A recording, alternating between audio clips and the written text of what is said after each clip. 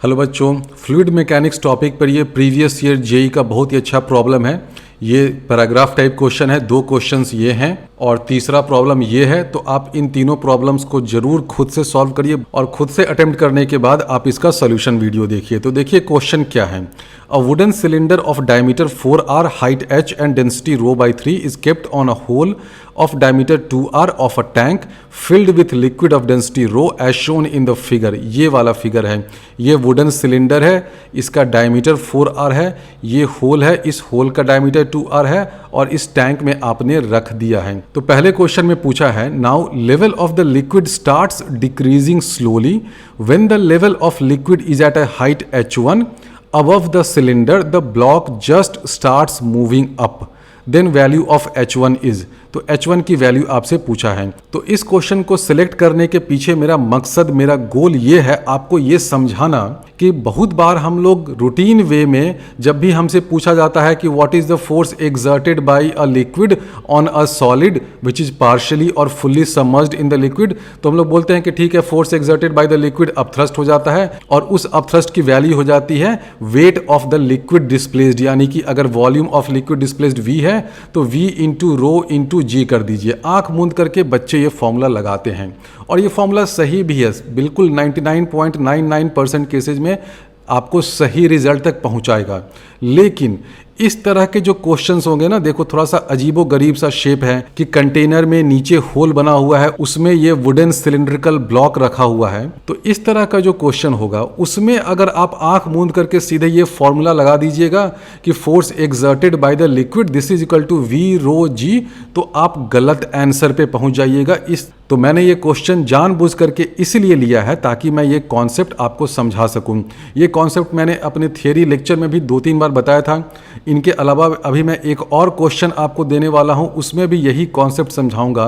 बहुत से बच्चों को जब मैंने पूछा कि what is the origin of this force exerted by liquid, तो उनके माइंड में बैठ गया है कि अच्छा ये बॉडी है, ये जब ये लिक्विड में जाती है तो अपना कुछ वेट लॉस कर लेती है, कुछ अपेरेंट वेट लॉस होता है, उस वेट लॉस के कारण कुछ फोर्स ऊपर की तरफ लगने लगता है। ये बिल्कुल गलत तरीका है समझने का।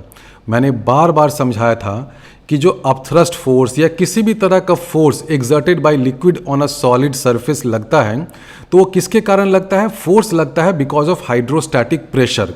तो अगर आप ये वाला फॉर्मूला लगा सकते हैं और लगाने के बाद आपका आंसर आ रहा है, सही सारा क्वेश्चन सॉल्व हो गया, तो ठीक है, वेल एंड गुड, कोई प्रॉब्लम नहीं है। लेकिन कुछ केसेज में, जैसा कि ये वाला केस है, इस केस में क्या होगा कि इस फॉर्मूले से काम नहीं चलेगा।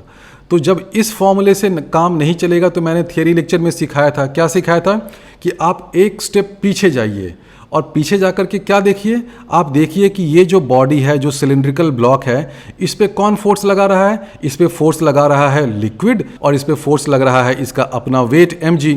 तो लिक्विड के कारण जो फोर्स लग रहा है वो किसके कारण लग रहा है? लिक्विड के कारण फोर्स लग रहा है प्रेशर इनटू एरिया।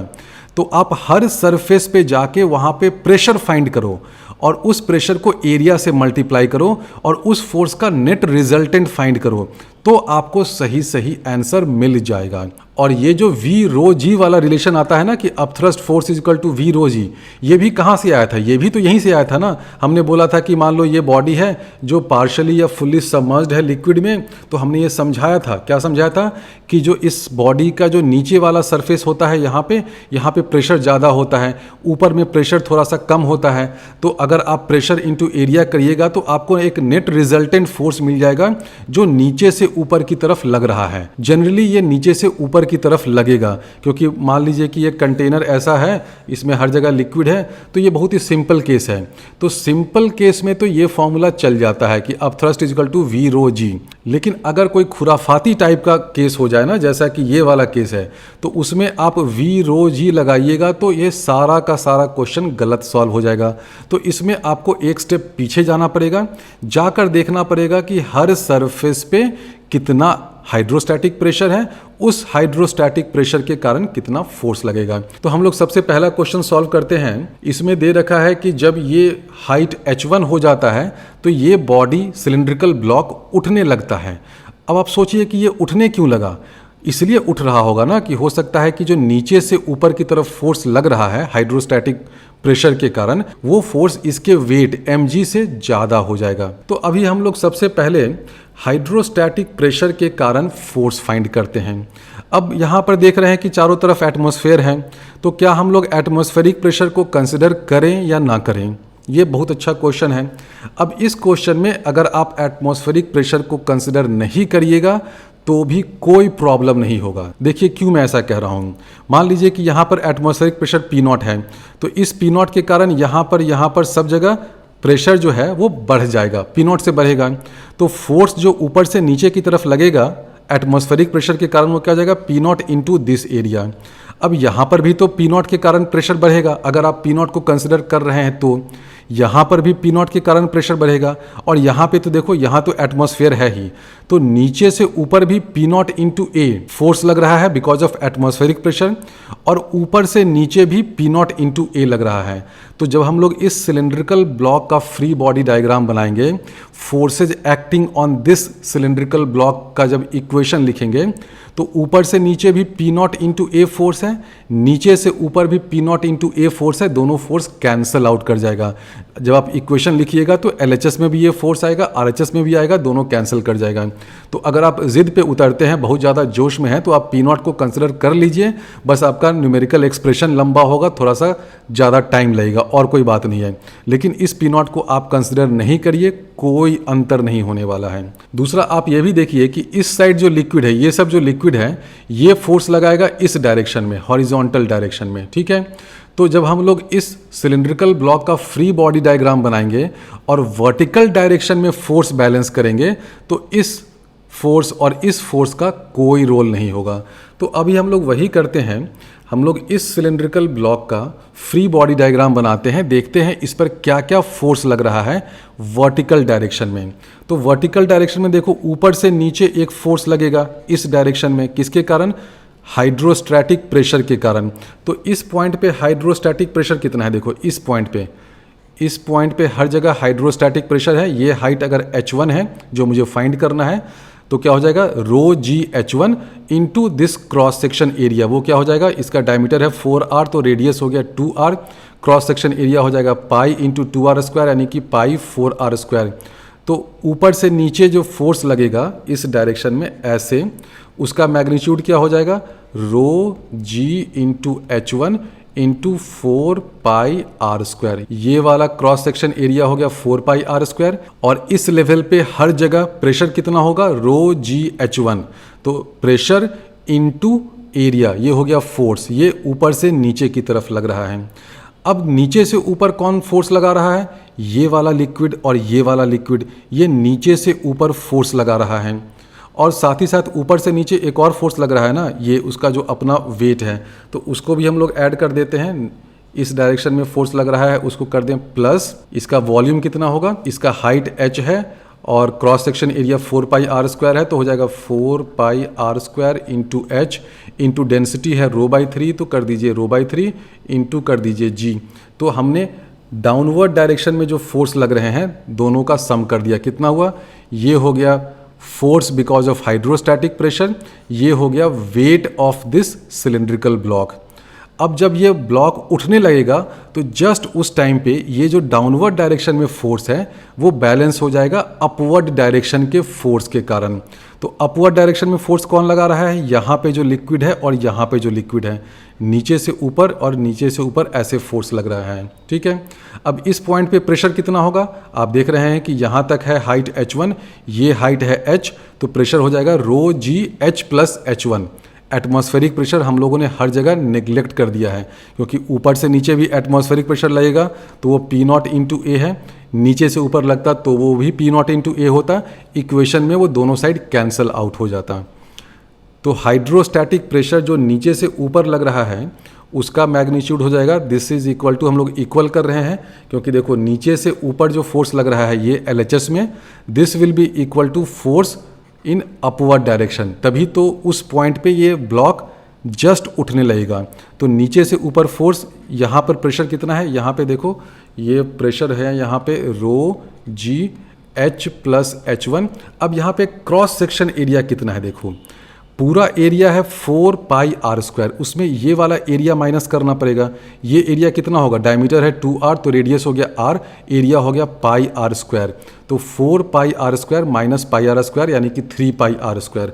तो यहाँ पे कर दो into 3 pi r square. LHS में जो फोर्स है वो किस डायरेक्शन में लग रहा है, ऊपर से नीचे, वर्टिकली डाउनवर्ड डायरेक्शन में। RHS में जो फोर्स है वो नीचे से ऊपर लग रहा है। जब ये ब्लॉक उठने लगेगा जस्ट उस टाइम पे दोनों फोर्स एक दूसरे को बैलेंस करेंगे। अगर आप एटमॉस्फेरिक प्रेशर कंसिडर करते हैं तो क्या होता है, ऊपर से नीचे फोर्स यहाँ पे जो लगेगा वो कितना हो जाएगा, प्लस P0A, वो इक्वेशन में LHS में आ गया। नीचे से ऊपर जो फोर्स लग रहा है वो कितना होता है, वो भी होता है P0A, वो RHS में आ गया। तो ऑब्वियसली दोनों कैंसिल आउट हो जाता ना, इसलिए मैंने जानबूझ करके एटमॉस्फेरिक प्रेशर वाला टर्म नहीं लिया, सिर्फ वो आपका कैलकुलेशन लेंदी करता। तो यहाँ से आप देख रहे हैं कि आपको H1 की वैल्यू मिल जाएगी। बहुत सिंपल कैलकुलेशन है। आप देख रहे हैं कि सब जगह पाई आर स्क्वायर और रोजी कॉमन है। ये रोजी तो भाई हाइड्रोस्टैटिक में पीछे आपका नहीं छोड़ेगी, तो ये रोजी और पाई आर स्क्वायर रोजी, और यहाँ भी रोजी और पाई आर स्क्वायर कैंसिल हो गया। तो देखो आपको क्या मिल गया, 4H1 यहाँ है, यहाँ पर एक 3H1 है, तो 4H1 माइनस 3H1 हो गया H1। This is equal to इधर क्या है 4H/3 माइनस 3H, तो हो जाएगा H1 is equal to 3H minus 4H/3, तो ये हो जाएगा 5H/3। कितना सिंपल इसका कैलकुलेशन था। इस क्वेश्चन में अगर आप आंख मूंद करके वो कॉन्सेप्ट लगाते हैं कि force exerted by liquid is equal to weight of liquid displaced, तो आप देखते हैं कि वेट ऑफ लिक्विड डिस्प्लेस्ड क्या हो जाता है, volume of this cylinder into ρg। तो उस केस में क्या हो जाएगा, अब थ्रस्ट फोर्स तो कांस्टेंट रहता है। तो ये बच्चों को समझ में नहीं आता कि हाइट डिक्रीज करने से ये अपने आप क्यों उठने लगेगा। अगर आप उस फॉर्मूले को यूज करिएगा कि अपथ्रस्ट फोर्स यानी कि force exerted by liquid this is equal to weight of liquid displaced V ρg, वो वाला कॉन्सेप्ट लगाइएगा तो इस क्वेश्चन को बिल्कुल सॉल्व नहीं कर पाइएगा। इनफैक्ट आपको समझ में ही नहीं आएगा कि जैसे जैसे ऊपर से हाइट डिक्रीज कर रहा है तो ये वाला ब्लॉक उठने क्यों लगा, क्योंकि उस केस में तो आप देख रहे हैं कि जब तक ये ब्लॉक सबमर्ज्ड है लिक्विड में अपथ्रस्ट फोर्स कांस्टेंट है, साथ ही साथ इसका वेट कांस्टेंट है। तो जब दोनों फोर्स कांस्टेंट ही है तो अपने आप ये वाला ब्लॉक उठने क्यों लगेगा। तो इसीलिए समझो ये वाला जो कॉन्सेप्ट है ना upthrust is equal to V ρg सही है, 99.9% केसेज में लग जाता है। लेकिन इस तरह का जो खुराफाती केस हो ना कि नीचे से कुछ होल वोल बना दिया है तो वहाँ पर नहीं लगता है। तो उसमें आपको क्या करना पड़ता है, आपको एक स्टेप पीछे जाइए, सीधे देखिए कि फोर्स क्या है, फोर्स है हाइड्रोस्टैटिक प्रेशर इनटू एरिया। तो हर सरफेस पे जा करके आप प्रेशर इनटू एरिया करिए, ऊपर वाले सरफेस पे करिए, इस नीचे वाले सरफेस पे भी करिए। और जो साइड सरफेस है वो तो फोर्स लगाएंगे हॉरिजॉन्टल डायरेक्शन में, उनका वर्टिकल डायरेक्शन के इक्वेशन में कोई यूज ही नहीं है। अब दूसरा पार्ट सॉल्व करते हैं। Let the cylinder is prevented from moving up by applying a force and water level is further decreased, then height of water level H2 in figure for which the cylinder remains in original position without application of force is. तो अब देखो क्या हुआ, आपने जब इसको H1 तक reduce कर दिया यानी कि 5H/3 तक, तो ये सिलिंड्रिकल ब्लॉक उठने लगा। तो इसको उठने से रोकने के लिए आपने ऊपर से अपने हाथ से कोई फोर्स F एक्सटर्नल लगा दिया। उसके बाद धीरे धीरे फिर से लिक्विड लेवल डिक्रीज कर रहा है। तो एक लेवल तक डिक्रीज करने के बाद यानी कि H2 के बाद आप अगर अपने हाथ को या एक्सटर्नल फोर्स को हटा लीजिएगा तब भी ये वाला ब्लॉक नहीं उठेगा। तो वही आपसे पूछा है कि हाइट H2 क्या होना चाहिए सच दैट आप एक्सटर्नल फोर्स को हटा लीजिए तब भी ये सिलिंड्रिकल ब्लॉक ऊपर नहीं उठे। तो इसमें भी आपको कुछ नहीं करना है, इस सिलिंड्रिकल ब्लॉक पे जो वर्टिकल डायरेक्शन में फोर्सेज लग रहे हैं उनको बैलेंस करना है और कुछ नहीं करना है। फ्री बॉडी डायग्राम बनाते हैं, वर्टिकल डायरेक्शन में फोर्सेज लिखते हैं, हॉरिजॉन्टल डायरेक्शन में जो भी फोर्सेज हैं वो सब बैलेंस कर जाएगा। एटमॉस्फेरिक प्रेशर वाले फोर्स को नेग्लेक्ट कर देते हैं क्योंकि वो ऊपर से नीचे P0A लग रहा है और नीचे से ऊपर भी P0A लग रहा है, तो उसका कोई रोल नहीं आता है। अब इस पर वर्टिकल डायरेक्शन में देखो क्या फोर्स लग रहा है, यहाँ से तो देखो लिक्विड हट गया, तो लिक्विड के कारण ऊपर से नीचे वर्टिकली डाउनवर्ड डायरेक्शन में कोई फोर्स नहीं लग रहा है। वर्टिकली डाउनवर्ड डायरेक्शन में बस फोर्स लग रहा है उसका वेट mg, इसका वॉल्यूम है 4 pi r square into H into कर दीजिए डेंसिटी ρ/3 इंटू जी। तो ये हो गया weight of this cylindrical block. जब ये ब्लॉक उठना बंद हो जाएगा यानी कि इस वेट को कौन बैलेंस करेगा, इस वेट को बैलेंस करेगा। अपवर्ड डायरेक्शन में जो फोर्स लग रहा है ना हाइड्रोस्टैटिक प्रेशर के कारण, इधर से यहाँ से, वो बैलेंस करेगा। तो ये वाला फोर्स कितना हो जाएगा, इस पॉइंट पे प्रेशर इंटू एरिया। प्रेशर कितना होगा यहाँ पर, प्रेशर हो जाएगा हाइट, अगर ये H2 है तो H2 इंटू रो जी, ये हो गया प्रेशर, इंटू एरिया कर दीजिए। एरिया लास्ट पार्ट में हमने कैलकुलेट किया था, वो कितना था 3πr²। तो यहाँ से आप H2 की वैल्यू कैलकुलेट कर लीजिए, बहुत सिंपल कैलकुलेशन है। तो H2 की वैल्यू आ जाएगी 4h/9। तो H2 की वैल्यू जब इतनी हो जाएगी ना 4h/9 के बराबर, तो इसके बाद ये ब्लॉक नहीं उठेगा। H2 इससे और जब डिक्रीज करेगा तो देखो ये जो फोर्स है अपवर्ड डायरेक्शन में जो लिक्विड लगा रहा है, वो फोर्स तो धीरे धीरे और घटता ही जाएगा। वेट जो इसका mg है वो तो घटना नहीं है, वो तो कांस्टेंट रहेगा। तो उस केस में क्या हो जाएगा कि वेट जो है वो इस अपवर्ड डायरेक्शन के लिक्विड द्वारा लगाए गए फोर्स से ज़्यादा होगा। तो ये वाला जो ब्लॉक है वो ऊपर नहीं उठेगा। वही अगले पार्ट का क्वेश्चन है। अगले पार्ट में ये पूछा है, if height H2 of water level is further decreased then, option सही होगा cylinder will not move up and remain at its original position. तीनों ऑप्शन गलत है। क्यों होगा, बहुत सिंपल लॉजिक है। आपने देखा कि जब हाइट यहाँ का H2 हो जाता है वाटर लेवल का, तो उस केस में वेट और अपवर्ड डायरेक्शन में जो लिक्विड वाला फोर्स है दोनों बैलेंस करते हैं। H2 जब डिक्रीज करेगा तो क्या होगा, यहाँ पर देखो, यहाँ पर प्रेशर डिक्रीज करेगा। प्रेशर डिक्रीज करेगा तो फोर्स डिक्रीज करेगा, यानी कि नीचे से ऊपर ये वाला जो फोर्स लग रहा है वो तो डिक्रीज करता जा रहा है। ऊपर से नीचे फोर्स लग रहा है mg, ये तो कांस्टेंट है, ये तो डिक्रीज नहीं कर रहा है। यानी कि अगर H2 को आप डिक्रीज करते जा रहे हैं तो अपवर्ड डायरेक्शन में जो फोर्स लग रहा है, कौन लगा रहा है, लिक्विड लगा रहा है। किस कारण से लगा रहा है, because of hydrostatic pressure here. तो हमेशा ध्यान रखना, जब भी आपको ये पता करना हो ना कि लिक्विड कितना फोर्स लगा रहा है और आपको कुछ भी कंफ्यूजन हो, तो आप सीधे देखो कि प्रेशर कितना है, प्रेशर इंटू एरिया कर दो, आपको फोर्स एक्सर्टेड बाय लिक्विड मिल जाएगा। तो आप देख रहे हैं कि ये वाला पोर्शन और ये वाला पोर्शन, इसमें जो लिक्विड है वो जो फोर्स लगाएगा वो किसके बराबर होगा, रो जी H2 इंटू एरिया। एरिया हम लोग जानते हैं 3πr², एरिया तो कांस्टेंट है। अब जैसे जैसे H2 डिक्रीज करेगा तो अपवर्ड डायरेक्शन वाला फोर्स डिक्रीज करेगा, डाउनवर्ड डायरेक्शन में फोर्स है mg, ये तो कांस्टेंट है। तो अगर आप H2 को डिक्रीज करिएगा तो एक नेट फोर्स होगा डाउनवर्ड डायरेक्शन में इसके वेट के कारण। तो इसलिए ये वाला ब्लॉक राइज नहीं करेगा, ऑप्शन ए सही हो जाएगा। जब भी आपको force exerted by liquid find करना हो तो प्रेशर इनटू एरिया, ये ज़्यादा फंडामेंटल रिलेशन है, ये ज़्यादा ओरिजिनल रिलेशन है, उसका यूज़ करिए। अगर आप वेट ऑफ लिक्विड डिस्प्लेस्ड करके आंसर ले आते हैं और सही आंसर है, वेल एंड गुड, बिल्कुल ठीक है। लेकिन अगर वो वाला relation wait of liquid displaced काम नहीं करता है, वी रो जी वाला, तब आप इस कॉन्सेप्ट का यूज़ करिए। हर सरफेस पे जाइए, उस सरफेस पे हाइड्रोस्टैटिक प्रेशर देखिए, उस प्रेशर के कारण कितना फोर्स आ रहा है वो कैलकुलेट करिए। अब इसी कॉन्सेप्ट पे बेस्ड एक और प्रॉब्लम है। ये प्रॉब्लम मेरे व्हाट्सएप ग्रुप में एक स्टूडेंट ने पूछा था, आई होप कि उसने किसी बुक में ही देखा होगा। क्वेश्चन ये है कि ये एक स्फेरिकल बॉल है, इसको आपने ऐसे लिक्विड टैंक में प्लेस कर रखा है और इस टैंक में भी देखिए क्या है, यहाँ पे होल है और इस होल का रेडियस भी r है, इस बॉल का रेडियस भी r है और बॉल को आपने ऐसा रखा है और इस टॉप सरफेस तक लिक्विड प्लेस्ड है और इस बॉल को आपने एक रोप से कनेक्ट कर दिया है, यहाँ पर एक सपोर्ट है। तो आपसे पूछा जा रहा है कि what is the force exerted by the liquid on the sphere, और आप एटमॉस्फेरिक प्रेशर को नेग्लेक्ट कर दीजिए। नहीं नेग्लेक्ट करिएगा तो आपको एटमॉस्फेरिक प्रेशर के कारण जो फोर्स लग रहा है P0 इंटू ए, वो भी लिखना पड़ेगा, लेकिन उससे आप कुछ नया कॉन्सेप्ट नहीं सीख रहे हैं, तो इसलिए मैंने लिख दिया है कि नेग्लेक्ट एटमॉस्फेरिक प्रेशर। तो अब देखो इस क्वेश्चन में भी अगर आप रूटीन तरीके से आंख बूंद करके लिखिएगा कि सर हमसे पूछा है कि what is the force exerted by the liquid on the sphere, तो बहुत से बच्चे तो बोलेंगे कि सर इस फोर्स का भी नाम हम लोग अपथ्रस्ट दे दें। भाई इसका नाम अपथ्रस्ट क्यों दोगे? इस केस में आप देखोगे कि जो net force exerted by liquid है वो अपवर्ड डायरेक्शन में है ही नहीं, तो इसका नाम अपथ्रस्ट कहना, इसको अपथ्रस्ट नाम देना, it will not be correct, इसलिए इसका नाम भी अपथ्रस्ट देना जरूरी नहीं है।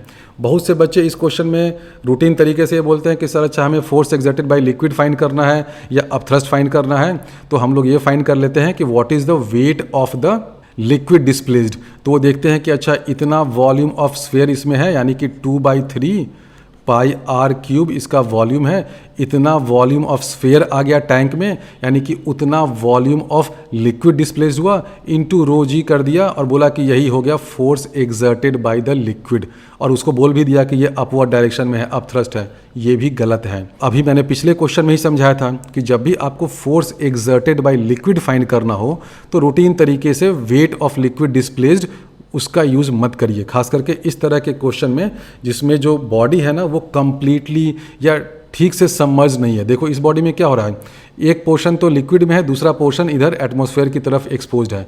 ऐसा ही कुछ पिछले क्वेश्चन में भी था जो जेई एडवांस वाला क्वेश्चन था। तो इस क्वेश्चन को कैसे सॉल्व किया जाए, बहुत सिंपल है सॉल्व करने का तरीका। आप ये देखो कि ये वाला जो पोर्शन है ना, यहाँ से लेकर के ऐसे, मैं ऐसे एक लाइन बना देता हूँ, ये वाला पोर्शन और ये वाला पोर्शन, इस पोर्शन में लिक्विड कंटेंट है इतनी दूर तक, टिक टिक टिक आजा बेटा, लिक्विड इतने दूर में लिक्विड कंटेंट है। इस लिक्विड के इक्विलिब्रियम के बारे में सोचो। लिक्विड तो इक्विलिब्रियम में है ना, हाइड्रोस्टैटिक इक्विलिब्रियम में है, तो ये लिक्विड इक्विलिब्रियम में है, तो इस पे फोर्स कौन कौन लगा रहा है। एक तो इसका अपना वेट लगेगा डाउनवर्ड डायरेक्शन में, तो इसका एक तो वेट लगेगा, दोनों साइड ये लग जाएगा, मैंने इधर ही दिखाया लेकिन वेट इसका mg होगा। और दूसरा फोर्स कौन लगा रहा है, ये जो लिक्विड है, देखो ये वाला लिक्विड और ये वाला लिक्विड, मैं दोनों लिक्विड की बात कर रहा हूँ, उसका वेट तो डाउनवर्ड डायरेक्शन में लगेगा, वर्टिकली डाउनवर्ड डायरेक्शन में, और ये लिक्विड इक्विलिब्रियम में भी है, तो अपवर्ड डायरेक्शन में इसको एक फोर्स लगना ही है ना। क्या ये टेंशन अपवर्ड डायरेक्शन में उस लिक्विड को सपोर्ट कर रहा है? बिल्कुल नहीं कर रहा है। ये जो यहाँ पर टेंशन मेंशन बना दिया है ना, ये सिर्फ आपको कंफ्यूज करने के लिए है। ये जो टेंशन है इसका इस क्वेश्चन में कोई रोल नहीं है। ये जो स्ट्रिंग है ना वो तो इस स्फीयर को कनेक्ट कर रहा है, ठीक है।